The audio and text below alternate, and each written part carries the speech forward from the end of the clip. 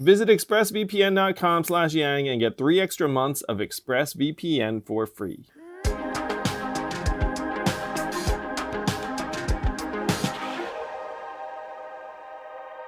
I thought it was fascinating that you're, I think, the first Arab American comedian to perform for the troops who were stationed in the Middle East. So you're going over there and being like, hey, guys. I was a refugee still. I didn't even have my U.S. citizenship. I could have just disappeared in the middle of the night and nobody would have cared. It's just like, I didn't have anything, any documentation. I like snuck into Kuwait to get in to go to Iraq to do it, and it was the first time that I went back because I felt like I had to reconcile a lot in my heart about like how fast we left, and I just thought how incredible it would be to go perform there, and it was not necessarily it was just like, oh, I want to go just perform for the troops. It was more so like if I could perform in front of them and be myself and be really my authentic self, then I could perform anywhere, and then I have no reservations about doing shows or being me. You know, imagine a scenario where you're afraid to be yourself.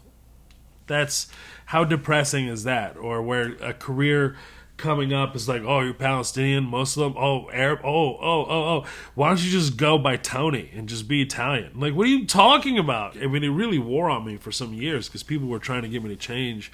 Several people that would come out of nowhere, or even audience members, or would just like, you're so funny. Maybe if you just do this, you'll bust out. You know what I mean? I'm like, oh, you want me to sell my soul? Great, all right, pass. You want me to erase my grandmother? Thank you so much. I appreciate it. Next, Thanks for the advice.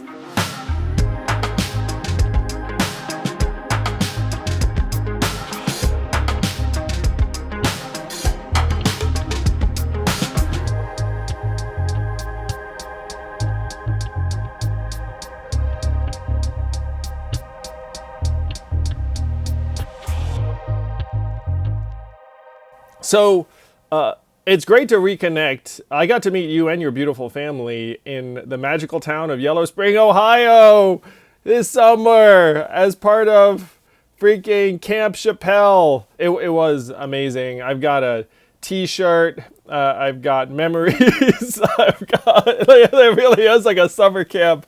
I ended up going pretty crazy there. I bought a scooter and then 3 other motorcycles, and so somebody had an accident on my moped, on my motorcycle, and they hurt themselves pretty badly, like they cracked their shoulder and stuff. Oh wait, so that happened before I got on Michelle's moped and was like running around. Yeah, so everybody was looking at you on there like, not Andrew. Oh, that's why everyone was scared shitless, because I was like, guys, I'm an adult male. Like, this isn't like, freaking Harley or something. Like, it's going to be all right. That's what you would think. That's what you would think. Next thing you know, parking a scooter can fracture 2 of your shoulders. I still, to this day, don't know how he did it. But, I'm glad he's okay. Matthew, I'm sorry. I love you. I hope you're well. Yeah, shout out to you, Matthew. Hope your shoulders are all right. I'm so glad that at least some people were documenting parts of the camp experience, because I know that someone was working on a project for it, and I can see exactly how you got addicted to buying 2-wheeled vehicles there, because it's summer, it's beautiful, you're just roaming around, and so I see why you didn't stop at the moped. I defend you, Mo. I defend you and your 3 motorcycles on top of it. I appreciate it. I needed that. I was going really smart because I was like, I haven't ridden motorcycles in at least 12 years. So let's get like a 120cc little scoot situation, put a boombox that's almost bigger than the entire scooter itself on the back of it. Enjoy these, cinematic. Beautiful.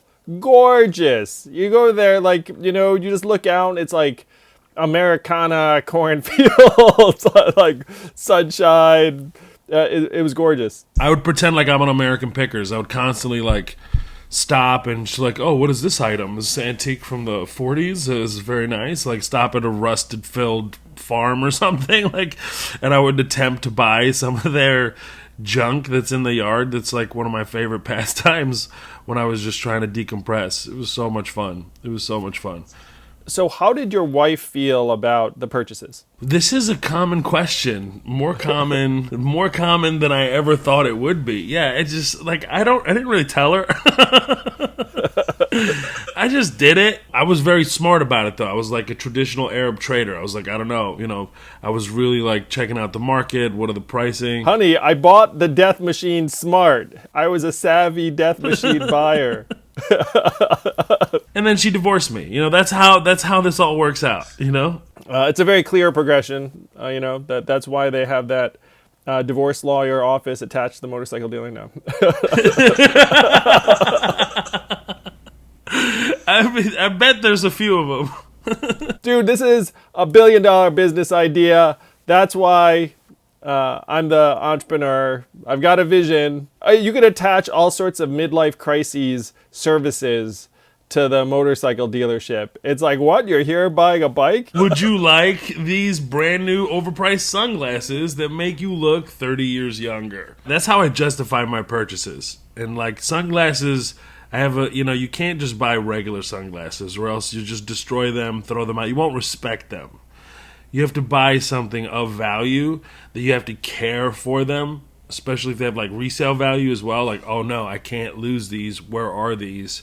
It makes you way more conscious of them. Well, I think to me there's like a threshold where something becomes real. And its reality often is commensurate to whatever you paid for it. It's like if you buy like $5 sunglasses, they're not real. You can like lose them, sit on them, like throw them out. No one cares. But that as soon as you break through a certain investment threshold, then all of a sudden it's like, okay, this is an actual item of mine that I associate with myself. and it says something about me and I take pride in, or whatever it is. What is that threshold for me? When does something become real? When does it become real? Like if it doesn't exist otherwise, like, this is garbage. So I'm in Atlanta, Georgia. I don't know if you, like, I'm campaigning for the special Senate candidates. And I was getting some food for my family. It was one of those curbside pickup things. And so I stopped to park the car. There's an automated reader. And I was like, I don't know how long it's going to take me to pick up this food. So I stick the credit card in the reader and I'm just jamming in like add time, because like I was like, I don't want to calculate like the 25 cent per 8 minute threshold. I don't want to like cut it that close because like who knows how long that like some of these places take. So like that parking experience was like below my reality threshold. I was just like let's just make it so that I'm not gonna have to deal with this for a minute. It's one reason I became so passionate about universal basic income. I mean, there are a lot of reasons, but just like we're now such a society of folks who are making that time money trade-off all of the time, and I still do it obviously. Though now the threshold has to be higher for me to say like, okay, it's going to be worth my cycles to try and save that quarter or whatever it is.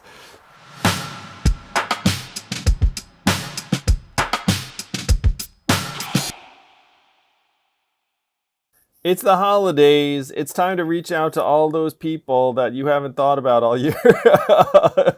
Bust out that holiday list. Say, wait a minute, what's your address? I'm actually getting a lot of messages saying, what's your address? Which I appreciate. Thank you, everyone. I should not make light of this.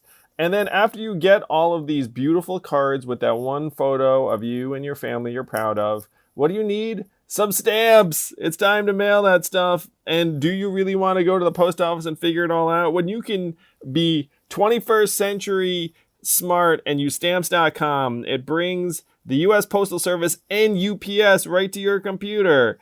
Any letter, any package, any class of mail. If you're not sending cards and you're sending a giant boombox as a gift, you can do that too. It doesn't matter. They'll even send you a freaking free scale if you sign up for stamps.com. So don't spend a minute at the post office this year. Who would want to go to the post office during a pandemic? That would be unwise. During the holidays. During the holidays. Truly unwise. So there's no risk. With my promo code YANG, you get a special offer that includes a 4-week trial plus free postage and a digital scale. Is it big enough for you to weigh yourself on it? There's only one way to find out, and that's to actually get it. No long-term commitments or contracts. It's actually not. You can't weigh a human on it. Just go to stamps.com, click on the microphone at the top of the homepage, and type in YANG. That's stamps.com, enter YANG. Stamps.com. Never go to the post office again. Hey, Andrew, what are you and Evelyn getting me for Christmas? Are you getting me something that you're going to use, you can put stamps on? I'm giving you the greatest gift of all, Zach, and that Zoom Your companionship. time. You can't put a stamp on that. But you could put a stamps.com ad on that. Yes, you can. So stamps.com, enter Yang, and pour one out for Zach's ego here. He's clearly not getting a present from the Yangs for Christmas. And if I'm not getting a present, I don't know. I don't know who is, Andrew. I give up. All right. Love you guys. Stamps.com, enter Yang.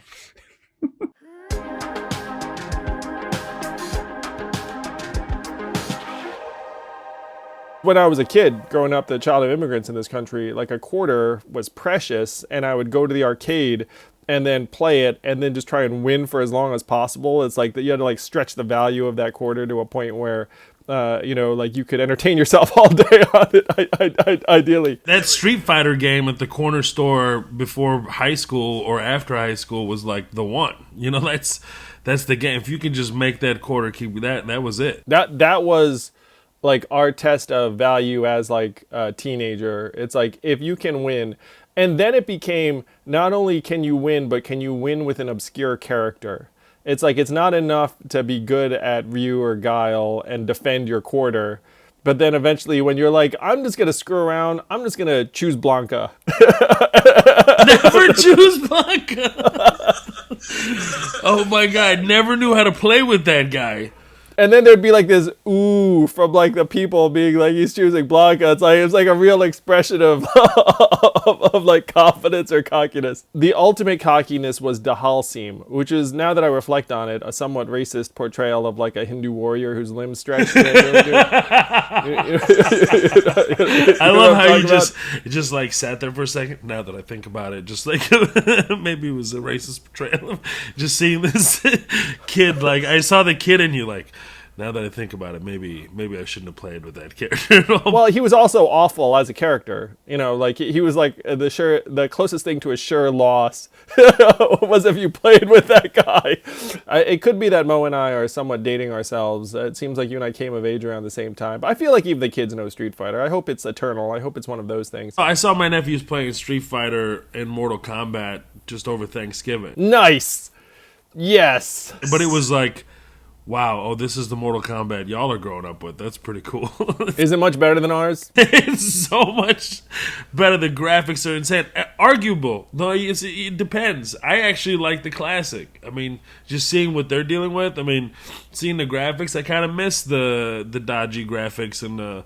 and seeing the pit of death, like it's a little bit different, a little bit more really gruesome, actually. I am definitely old enough now where I look back on certain things as like the standard or the golden years. You know what I mean? Like the 90s video games, 80s and 90s music. Like it comes on, I'm like, they don't make this like they used to. You're reminding me of a joke, an amazing comedian. Jack Mayberry. He's like, you ever ride around with somebody old that always tell you where things didn't used to be? You just be sitting there going, see that there? It wasn't there. All the way from there, all the way to whoa, over there. That wasn't there either. Hey, look at that. That wasn't there. That wasn't there from all the way from there to all the way to whoa, over there. It wasn't there. Hell, it was just dark. There was nothing out here. It's just so fun. That's what you reminded me of right now. That's actually a reasonable summation of what's gone wrong with the country, which is that it really is, hey, we need to change things versus no, let's stay the same, have the same rules forever. And then we don't really have the capacity to actually change some of these institutions. Explain that for me. A lot of people are upset over the fact that the Electoral College and the popular vote aren't lining up terribly well. So you have folks who want to get rid of the Electoral College. But in order to get rid of the Electoral College, you would need a supermajority of states to get on board with that. And like, there's zero chance that Kansas and Nebraska are going to be like, you're right. Like, we shouldn't have this much say. So it's one of those things where you look at it and be like, look, this is not changing in the way that some people are arguing in any realistic fashion, as long as you have that standard. There are a lot of things that right now we're having trouble shifting because there's really no consensus or no governing majority. And it's something that makes me very sad. It's why I'm in Georgia, honestly, is that I hoped that we would have a government that could actually address some of the big problems coming into 2021, because we've got major problems. And instead, it looks like we're going to struggle with a degree of gridlock and dysfunction for the foreseeable. And so you have this framework that's set up that says what you can do, and you can't change it unless you had, let's call it a supermajority. Let's call it 60 senators or whatever it is in the current rules. And so the frustration is setting in on both sides. We're having increasingly incoherent conversations about it. And it makes me very sad. It makes me very sad too. Like I told you in the beginning of this conversation, I mean, you were the first campaign that I ever vote. I mean, like, not only did I want to vote for you, but I contributed to. Oh, thank you. Yes. I'm telling you, man. Look, as an Arab American, as a Palestinian background specifically, and also like has seen so much bullshit throughout my lifetime. And seeing what my family has gone through, my parents have gone through, and seeing, global politics, Middle Eastern politics, European politics, just traveling the world, and just like you were so logical about everything. Everything that you said, I was like, yeah, we should move inland. Yes, we all. Why are we still on the coast waiting to drown? I don't know why we're doing this. We should definitely move inland. Everybody should, get paid for the data that they keep sucking from us. These corporations keep sucking from. Yes, that makes perfect sense. Of course, they don't want you to win. Like, that's how I feel. Oh, you want to help people? Actually, you actually want to cancel poverty? Cancel poverty. Yes. I knew that's what the shirt said because I'm a fan. Like, I'm a real fan. Oh, and all my friends I grew up with are all fans. Like, I grew up in a neighborhood in A-Leaf, which I revere, and that's the place that raised me, man. It's like, I love that place so much. It's such a diverse community there. I mean, my friends that I grew up with, Sargon is half white, half Iraqi. Vinny is Italian background, who's a flight director at NASA, like absolutely killing it. Sargon's killing it. Guillermo, who's half, he's Argentinian, excuse me. And having John, who's also Argentinian, and Nick, who's half Iranian, half white, and Neil, who comes from Indian background, and Akash, who comes from Indian background. These are my brothers that I grew up with, and we all talk about you. Oh, wow. Well, thank them for me. Look at that. I got to meet these guys. In our mindset, it's like, man, you're the guy. You're like, you make the most sense. Everything you say is so logical. Everything is just fixes and resolves these issues. And we all know, it's like, they're not going to let them win. There's like no way. It's just too easy. And I'm sorry to say, like, that's how I think. There are millions of Americans who thought the exact same way.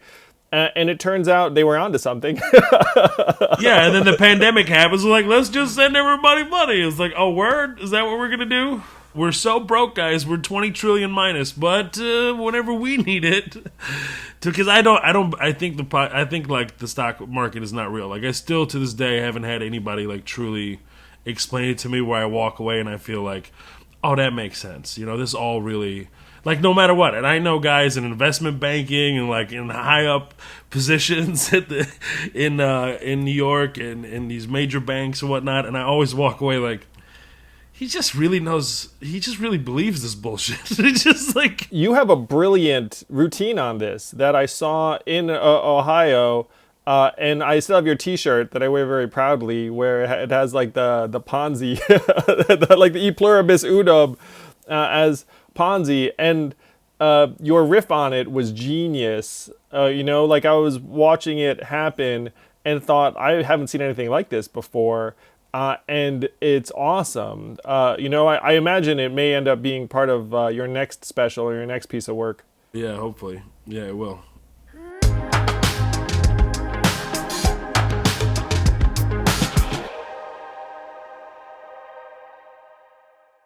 Okay, we've all been doing a lot of Netflixing, and one thing that I have no idea how to keep track of really is that apparently, like, international Netflix has all this stuff that American Netflix, and then it all just kind of moves around. It's like the content like hopscotches everywhere.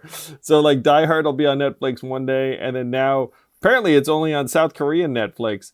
And so if you've got a hankering for content that you're not seeing right now on your Netflix, one, kind of hip way to get there is to use a VPN and just beam into the internet like you're someplace else. And you get to keep your data safe. No one can see what you're doing.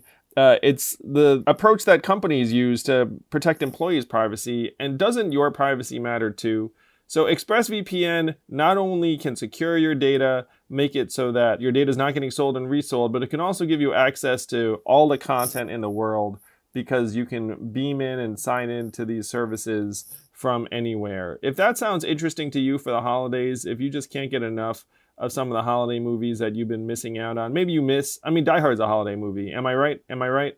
You go to expressvpn.com/yang, get an extra 3 months of ExpressVPN for free. Watch what you want, get your holiday fix at expressvpn.com/yang.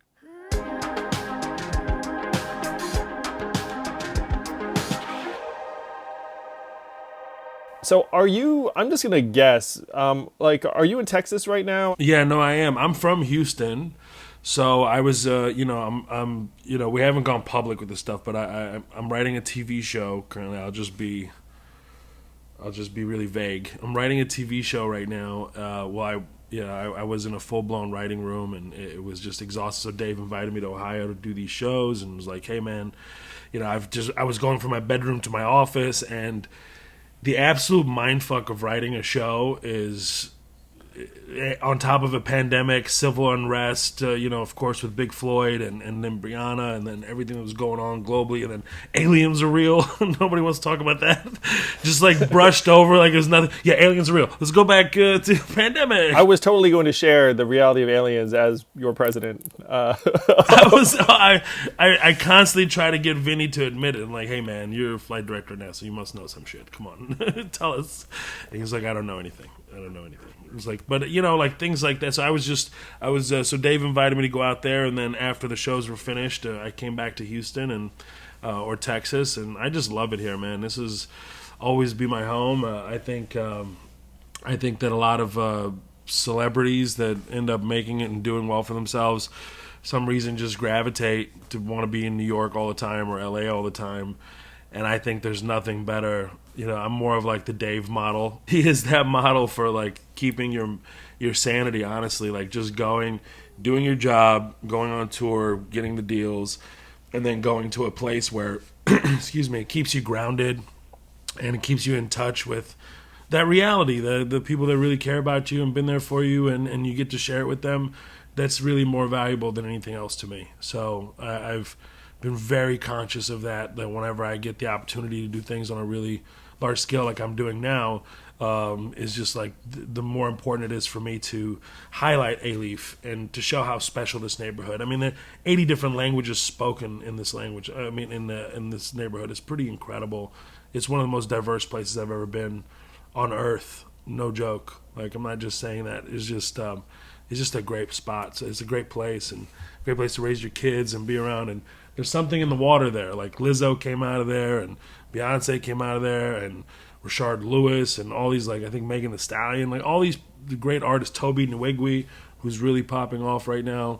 Yeah, Toby was there in Ohio. He's such a family guy. He brought his 2 kids and Linnell has 2 kids, and then he brought his friends and their kids. They had they had 7 children in this van. No, I remember it was freaking Kid Fest. I hadn't had an experience like Ohio in years, where I was just like a human being walking around. We'd all been tested, so there was like you didn't have to mask up and socially distance. You could just have a normal conversation, and I loved it. I was there for Dave's birthday, and it felt like I was getting the gift, honestly. That's the beauty of Dave, is that, it's like we all get more than we give. If he says that, it's like, hey, come on out. It's like a gift to us. But just standing there like a human being, having like Toby and like coming with his kids and like holding them and playing with them and just like hanging out at Donnell's and eating his food, and being like a normal human was beautiful. It's like a beautiful experience that I hadn't had in, certainly months, probably years. It's so weird. You step out of it and the world's like, ah! You step back in, it's quiet. You're like, Oh, how he did it was really impressive. I mean, he set the standard. It's kind of sad that a stand-up comedian can show you how it's done, and the entire government's like, we don't know. Like, I don't. Just stay home. I don't know. Like, it's always like, maybe 2 weeks, 2 hours. Okay, 7 months. Like, what? The deficiencies around treating the pandemic, we had a window of time where I think you could have had a consistent message and done some good. But, I think that people at this point, 7-8 months in, like, it's a lot harder to get everyone on board with something. And we just didn't have the people in place. And when I say people, I mean like the human beings, the staffers who would literally meet with you when you got off the plane, or would trace any contacts you had if you did wind up interacting with someone. We went and did shows in Dubai at the end of October. Dubai Comedy Festival, 50% capacity. They're like at least getting it back up again. Amazing show at the Dubai Opera. It was a breath of fresh air, to just go and actually feel like things are normal. And so when we had to have a test before you get into Dubai, within a certain period of time, you have to have a negative COVID test. You hand them the COVID test. You go in, you get, temperature checked, and they go through, they ask you some questions about, pandemic questions, and you go through them. No. Okay, good. Give me your test. Bam, you're over. You go to the hotel. They ask you the thing again. They check your temperature. Everything is very diligent. They created jobs for things that you didn't think you needed, like, making sure they clean up after you immediately at any table you're at, or, if you're at the lounge, they created a job for somebody to just hand you food. Like, that's what their job is now. They're always masked up. They're the only person handling everything. Everything that you can think of that would be required, and things you never thought you'd think of, they did it. At malls, there's partitions everywhere, plastic partitions. It's so detail oriented, everything, right? Coming back to the States, we all got COVID tested. We're like, hey, we need to give you your COVID test. They're like, oh no, you're fine. I was like, what do you mean we're fine? They're like, you don't need one coming back to America. I'm like, what do you mean you don't need one coming back to America? They're like, where are you flying to? I was like, we're flying into Chicago. And they go, oh, only Boston requires you to have a COVID. I'm like, what? Excuse me? Like, okay, well, at least we did it. At least we just were responsible enough just to do it, and take the time out and pay for such a test. So anyway, we got it done. We land. I have global entry, so you don't even have to see anybody. You just scan your passport. It prints out your receipt, and you leave. Well, I'm masked up. I'm like, my picture is just like this. You can't, I'm wearing glasses. You can't even see it's me. Nobody even checked, and nobody even checked to see if, much less my temperature. Nobody checked my temperature. Nobody, properly identified me. It could have been my sister entering on my passport. There's a reason why other countries won't take Americans going that direction, but this direction, it's like, yeah, whatever. Like at this point, it's like, you can't be bringing it in and be making it worse at this point. Like, really, the rest of the world is trying to contain us. It's mind-blowing. We went into the lounge in Chicago, no temperature checks, the buffets, touch everything you want, so there's not anybody designated to hand you shit. The tables didn't look like, they were okay. They didn't look like somebody, they had a sheen to it, like somebody just cleaned it. We got up, and then they just grab the stuff and throw it out. They're not being sprayed down. I'm like, what the fuck is going on? It was night and day. In the truest sense, it was night and day. You felt so safe being in Dubai. You felt like they really, truly had it under control. They had mask laws in place where if you weren't wearing a mask... Did you say mask laws? Yeah, they did. They had mask laws in place. Like, hey, if you don't wear a mask after, like, a warning, you're going to get ticketed. If you don't, if you get COVID... Dude, in America, you know this because you're from Texas. If you did that, a gunfight would ensue shortly thereafter. You know what I mean? But would they be wearing masks during that gunfight? That's all that matters.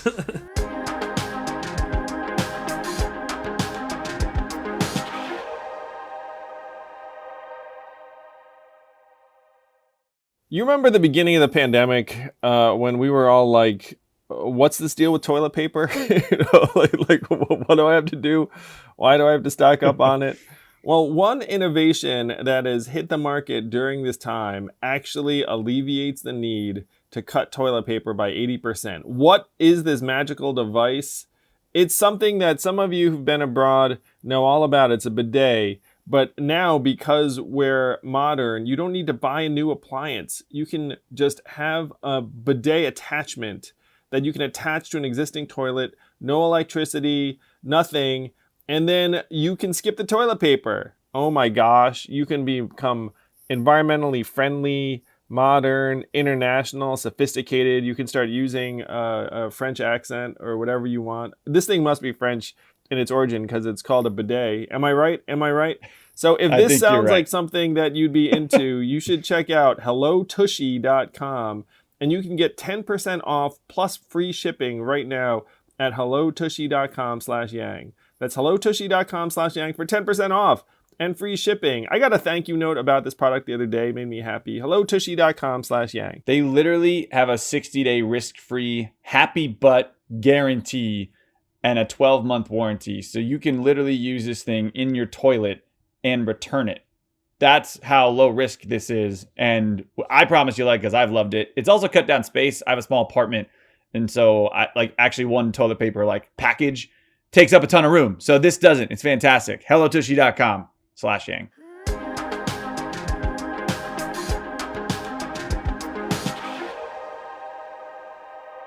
I saw a lot of people were already getting vaccinated in the Emirates as well, which really blew me away. Some friends of mine that are online, like I saw Habib, the great MMA fighter, getting vaccinated. I'm like, yo, they're killing it over there already. And by the way, I'm not a big vaccine guy. I'm always suspicious. All I needed to do was read one article in the 90s about people that were getting vaccines in Africa that were injected with HIV virus. I'm like, okay, I'm never gonna get a vaccine ever again. I'm never gonna do it. So you go there and the experience you have is a little bit like what I think my parents are experiencing. So my mom was here. We said you should probably leave the country because it's probably safer someplace else because she's in her 70s. And so she's in Taiwan and things are perfectly normal there. They had something like 10 cases in the beginning and then that was a wrap. And if you go there, because it's an island, they can manage it. And they did manage it. And so there's a very, very high degree of cohesion and public trust. And now we're a little bit envious. We're like, well, we sent her away for her safety, and now she's just, hanging out, having Pictures on dinner with friends. Instagram. the rest of it, we're like, what the heck is going on here? Maybe we should have gone there for our safety. I'm headed to Taiwan. Mama, here I come. I just show up. Who the hell is this burly Arab guy? My mom's actually very sweet. We actually we used to send her my friends, and she was always fantastic with any of them. It was one of those situations where if you're going to Taiwan, I'd be like, hey, my mom will take care of you, and then I'm like, hey, mom, I have a friend coming, and then my mom would show up and be very sweet, and they would fall in love with her and whatnot. So I grew up in a salad bowl of many ethnic backgrounds, and I can relate to it as somebody who has tons of family back home. That's the thing. And if I always tell them, hey man, if you're going there, I got you. Just let me know. And they always take care of them. It's a trust. It's like this trust between us. That it's when you have a visitor, it's a big deal. It's a big deal to us within our culture and even our religion in Islam. It's a big deal. If any Muslim, for instance, just shows up and be take care of me from out of town, you're obligated to do it for 3 days. You can just do that. That's an awesome rule. So it's just culturally ingrained in us. It's not something that we have to try to do. We actually love it, and then we fight over how much you can take care of this. We will just, you know what I mean? We'll feed you to death.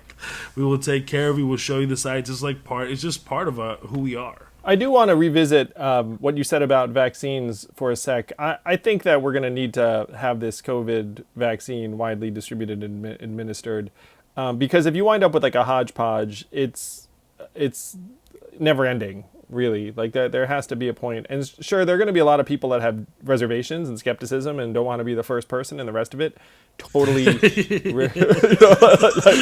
Look, I'll Totally do it. reasonable. I just need to see few people how they work out. You know what I mean? I think there are going to be a lot of people with that attitude. And so someone asked me whether I'd be one of the first to get it, and I said yes, because I know that if I get it, other people will trust it more, and I'd feel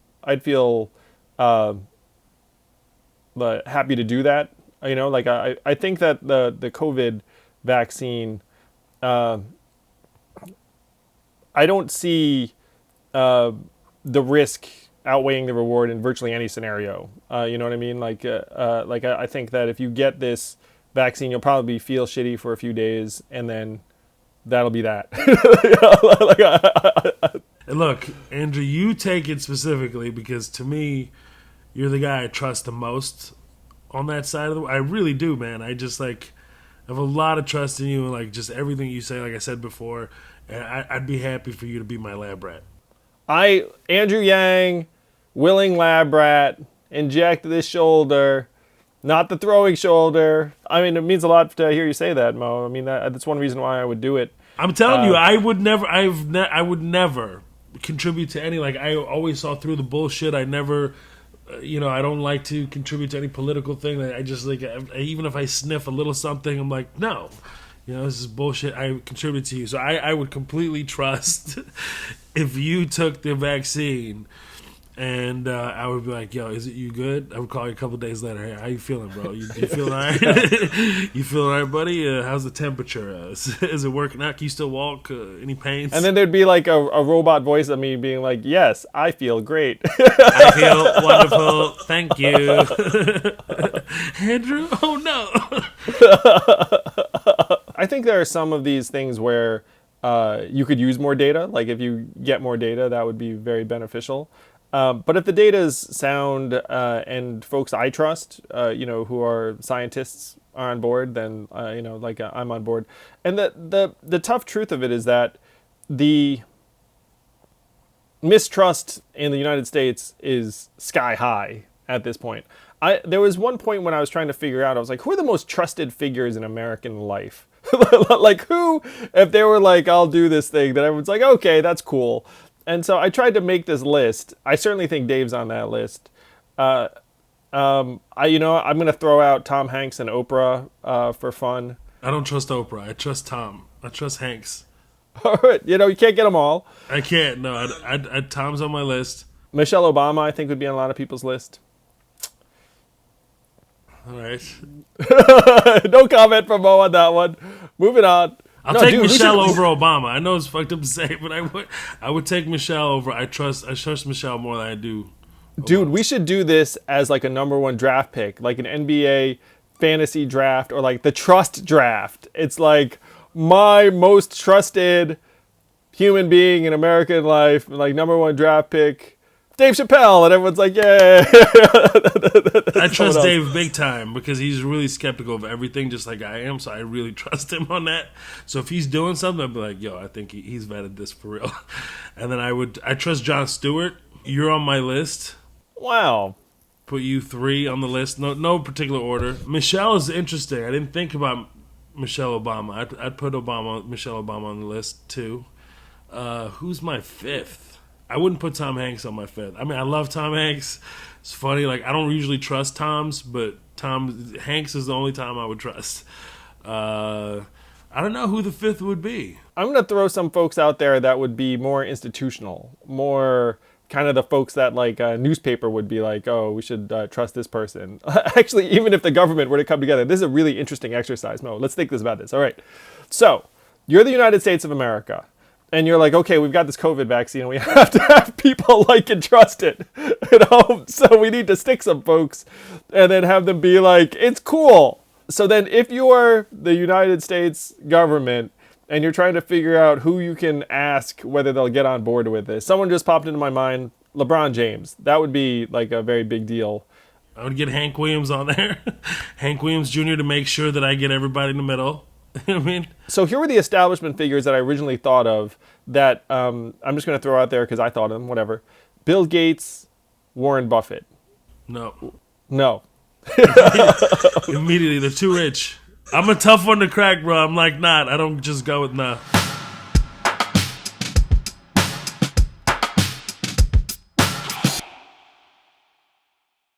One side effect of running for president is that you become a mattress connoisseur because we slept in Airbnbs, we slept in cheap hotels, we slept in nicer hotels down the stretch. Thank you, Yang Gang. And I'd say I consider myself someone who like doesn't care that much about a lot of things.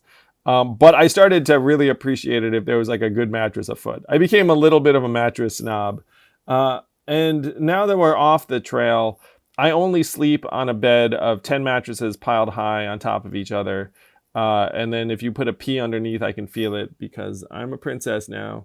But if you're in the market for a great mattress, go to helixsleep.com. They give you one of those quizzes where they personalize the mattress to you, how you sleep. It's the #1 best overall mattress pick of 2019 and 2020 by GQ and Wired. This is it. This is the best of breed mattress that they send to you, give you that 2-minute sleep quiz, and they'll match you with a mattress that will be the best sleep of your life. 10-year warranty, 100-night risk-free. That's a little weird to try a mattress for 100 nights and then be like, now I don't like it. But go to helixsleep.com/yang. Helix is offering up to $200 off all mattress orders and 2 free pillows for our listeners at helixsleep.com/yang. That's Helix, HELIX, sleep.com/yang for up to $200 off.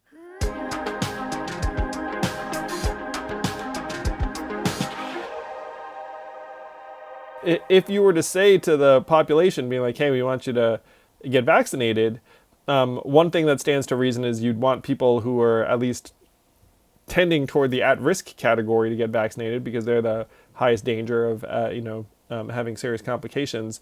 And so you would probably ask all the senators, hey, like, you up for this?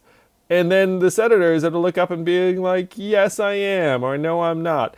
And I dare say that would probably fall somewhat along party lines, unfortunately. I'm just guessing.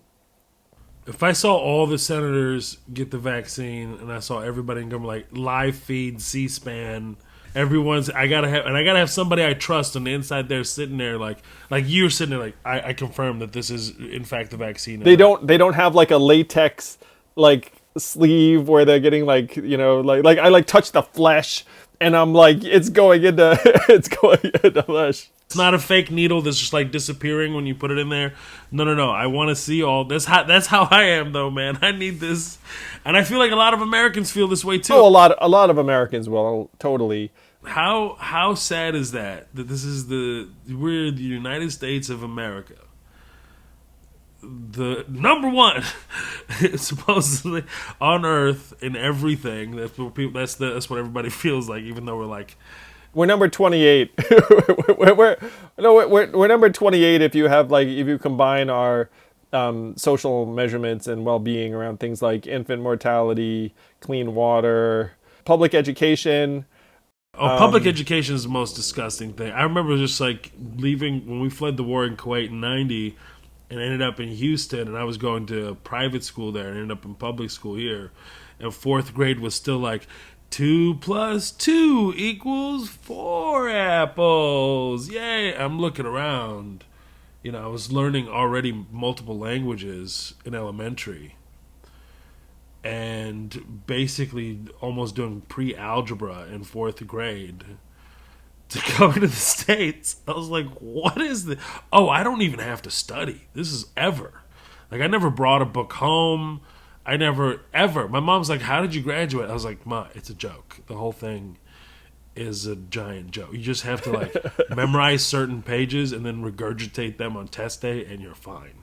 And I failed 9th grade. Like, I skipped everything and caught up in no time. I had a ball. I lived, like, Ferris Bueller's Day Off all of 9th grade. My father passed away, and I just quit on everything. I was going to baseball games. I was doing everything. I was going to places I shouldn't be going. I was sneaking into casinos in Louisiana. I was just having a ball. And then I later discovered that will take me nowhere really fast. So then I readjusted. One of my teachers changed my life and got me to do stand-up in class. because that's what I always wanted to do, and I've been doing stand-up ever since I was 14 since then. But anyway, the point is the education system is just a joke. Thank goodness for that teacher. I mean, that story where she said, look, I'll let you pass if you stand up and do stand-up for the class. How many teachers would have done that? So let's thank that teacher. Miss Reed, I've tried to reach out to her so many times. I can't find her. I'm trying to. She hasn't opened her Facebook since 2015 or something. She's not on Twitter. Come on, Miss Reed. I mean, she changed your life. She probably changed other people's lives too. I mean, any teacher who'd let a kid actually take class time to practice their comedy and then give them a passing grade. Oh, and then she like literally took me to after I did several sets in her class over a few weeks. She took me over to theater arts department, and she was like, "This kid's been coming in doing original content and doing all these different accents and stuff. I think he belongs here." And then next thing you know, I was in theater and getting lead roles in musical plays, musical theater, and just getting lead roles all the way around, making UIL. I ended up getting a partial scholarship to go to the NYU School of Film and Television. I didn't take it. I stayed. I had to stay home and take care of the family, help contribute and work and do stand up. And I was like, I'm gonna be a comedian anyway, so I'm doing stand up anyway. Why do I need to go do that? Which none of my family even knew I had that. I didn't even tell anybody because I was afraid that anybody would encourage me to go. And I knew that wouldn't be good for my mom and my brother. I was like, I had to stay behind. Wow, that's like a freaking movie plot. Being like, they didn't know that he had the scholarship in his back pocket. I mean, you are a very, very dramatic example, Mo. But studies have shown that arts education and theater are some of the best things for kids' long-term success in life and academic performance even. And it's terrible that if a school budget gets tight, a lot of the time that's like the first stuff they cut because they're like, oh, this stuff's a luxury. But it turns out that those are difference makers for kids in a way that a lot of the other stuff is not.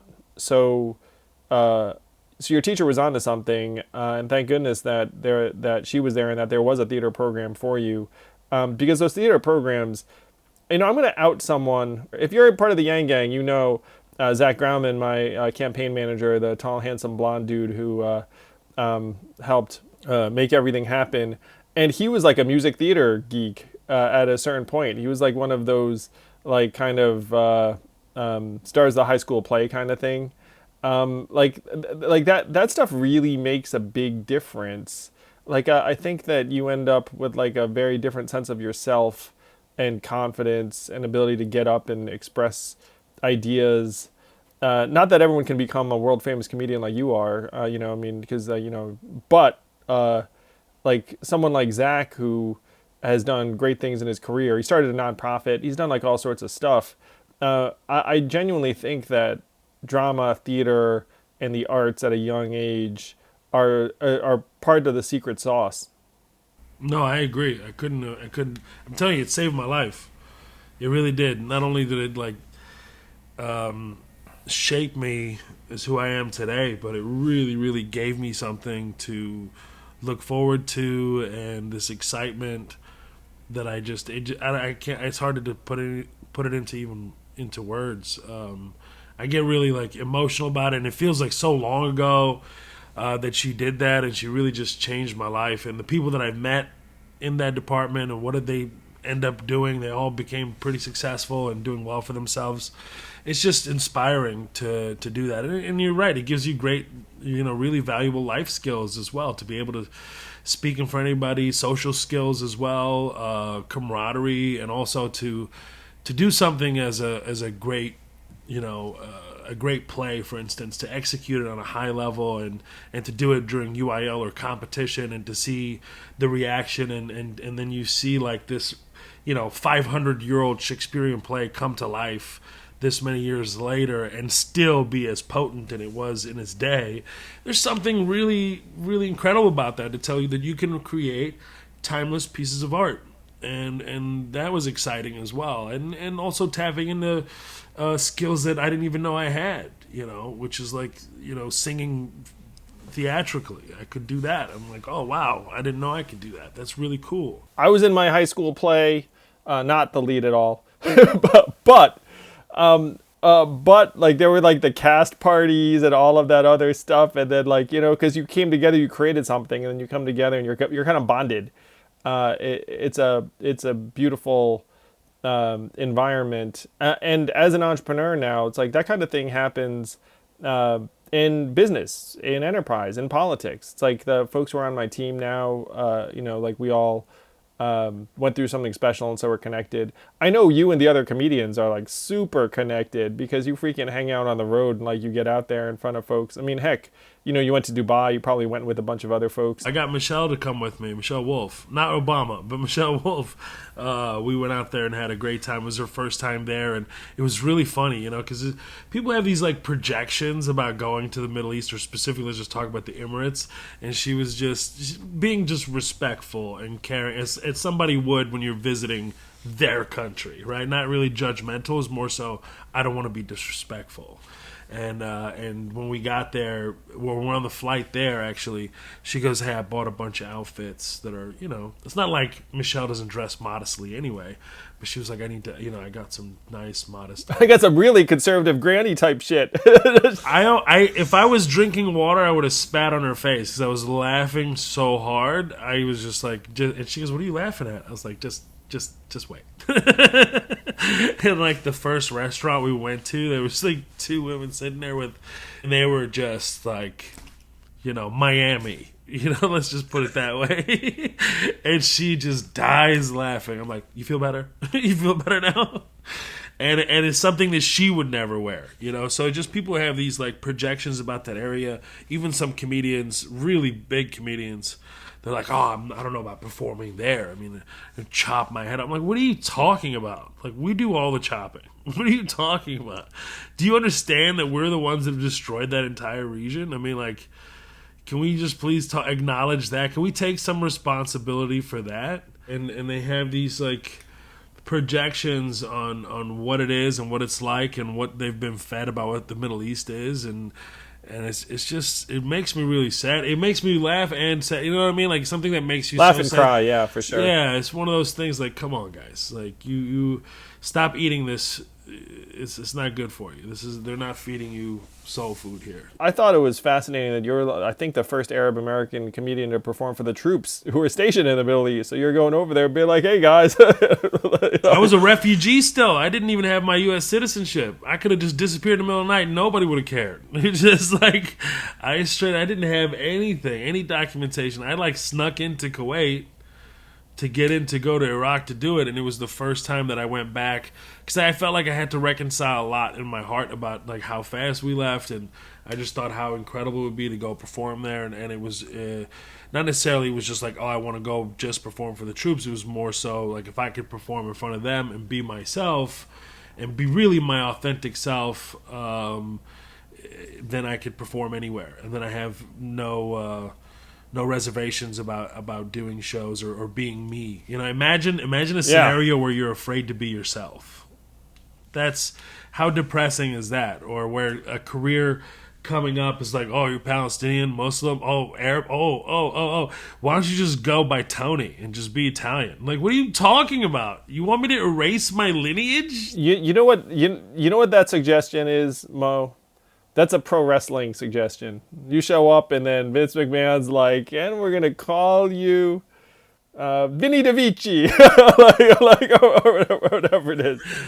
This is not what I'm doing here. Like, to me, stand-up comedy is the most authentic art form. And the more personal you are, the funnier you are, and the more you stick out. And it was just like, wow, I couldn't believe this was a regular. I mean, it really wore on me for some years because people were trying to get me to change. Several people that would come out of nowhere, or even audience members, or would just like, you're so funny. Maybe if you just do this, you'll bust out. You know what I mean? I'm like, oh, you want me to sell my soul? Great, all right, pass. You want me to erase my grandmother? Thank you so much. I appreciate it. Next, thanks for the advice, asshole who just had 3 beers. I mean, you immigrated from Kuwait when you were 9, right? Like showed up here in the States and you left pretty quickly. So going back must have been a real arc, because if you're 9, you remember stuff, like you must I remembered everything. I remember the street that we lived on. I was giving directions to the driver. I was telling him where to go, and I remembered everything. I have a really clear photographic memory for things. And I just remember scenes and just like I have this reel in my head of all the good times, the bad times, and the extreme times. And it was just something that it was the last time that I ever had like a semblance of family, like real family, where we were just like, my uncle's down the street, my cousins are over here, my friends are out there. Like you can just walk outside and play for hours. That's a beautiful vibe. We all dream about that. You like go outside and then go across the street, and then they're like, friends or family that you can just play with, and like parents don't care and just know you're going to be safe. Yeah, it's none of that. Like the biggest crime that I remember when I was there, somebody broke, and this was like front page news, was that somebody broke into somebody's house and they stole the jewelry from their freezer, and that was like literally front page news. Oh my God, you see this? I would leave when I was. My mom was like, ever since you were a kid, things like with heck, like ever since you were a little kid, your ass was always itchy. You had to be out. You would leave. I was 5 years old. I would leave. Just walk out. I've got a 5-year-old and 8-year-old, and my 5-year-old just walked out the door. Like there'd be like a super freak out. It'd be like, where is he? And then my wife Evelyn and I would be like, it's your fault. Yeah, and I would be the kid. I would come back with a sandwich. What are you guys fighting about? Like 8 hours later. Like literally, that's what I was. My mom would say you would leave from like noon, and or before noon you would go out, you play soccer, you'd just be gone, and you would come back like after dinner. You're like, where have you been? You really miss that, and you come to the States, and like we're really sheltered over there. Your innocence is preserved.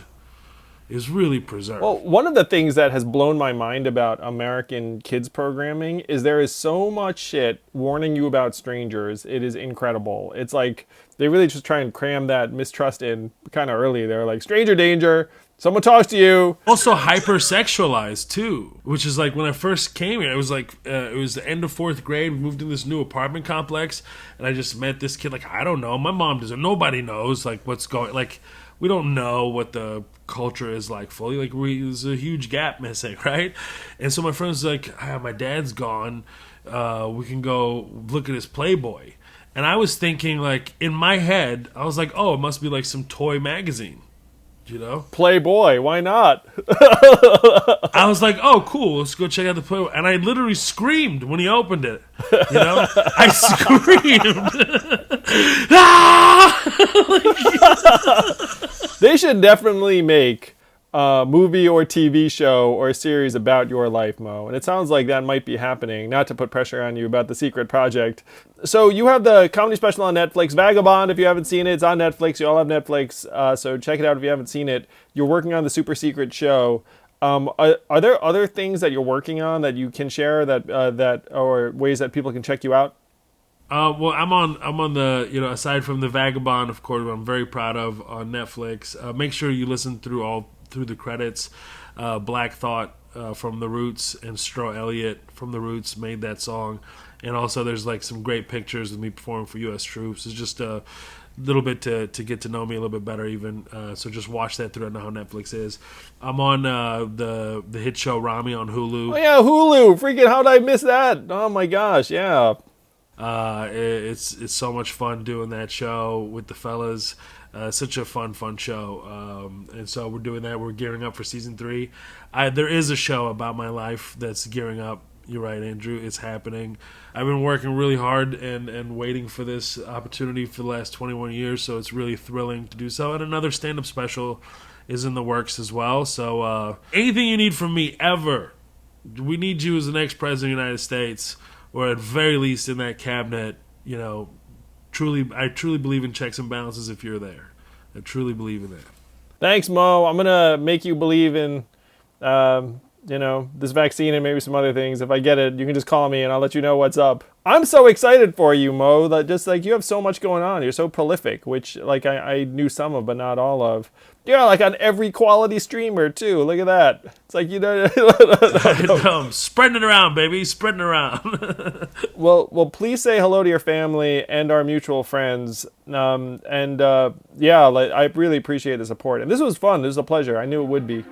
It was really, really a lot of fun. Thank you so much for having me. Thank you for listening in. I hope you enjoyed this conversation. If you did, please do subscribe to Yang Speaks and click on notifications so we can let you know every time we have a new episode.